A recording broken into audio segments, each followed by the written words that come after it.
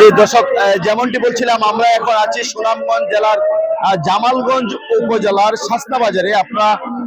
আপনাদেরকে জানিয়ে রাখি যে এই শাসনা বাজারে কিন্তু আজকে সুনামগঞ্জ 1 আসনের যিনি ধানের শীষের মনোনয়ন প্রত্যাশী জনাব কামরুজ্জামান কামরুল কিন্তু শাসনা বাজারে আজকে ওনার যেই ধানের শীষের পক্ষে কিন্তু পথসভা করবেন। সেই পথসভাকে ঘিরে কিন্তু আজকে এখানকার যারা হিন্দু ধর্মাবলম্বীর যারা রয়েছেন তারা কিন্তু আজকে এই পূজা মণ্ডপে কিন্তু তারা আজকে কামরুল ইসলাম কামরুলকে কিন্তু তারা রিসিভ করার জন্য এখানে কিন্তু পূজা মণ্ডপে এসে কিন্তু তারা জড়ো হয়েছেন।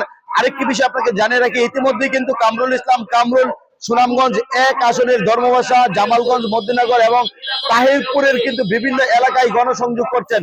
সেই গণসংযোগকে ঘুরে কিন্তু নেতা কর্মীদের মধ্যে যেই আনন্দ উৎসবের সাথে কিন্তু সকলে এক কাঁধে কাঁধ মিলে কিন্তু তারা আজকে ধানের শীষে প্রচারণা করে যাচ্ছেন এবং আগামী 12ই ফেব্রুয়ারি ধানের শীষকে বিজয়ী করার লক্ষ্যে কিন্তু যুবদল, ছাত্রদল, স্বেচ্ছাসেবক দল এবং অঙ্গ সহযোগী সংগঠনের নেতাকর্মীরা কিন্তু মাঠে ঘাটে এবং গ্রামে গঞ্জে কিন্তু তারা কাজ করছেন। বিভিন্ন হাট বাজার কিন্তু তাদের এই প্রোগ্রাম গুলো করে যাচ্ছেন।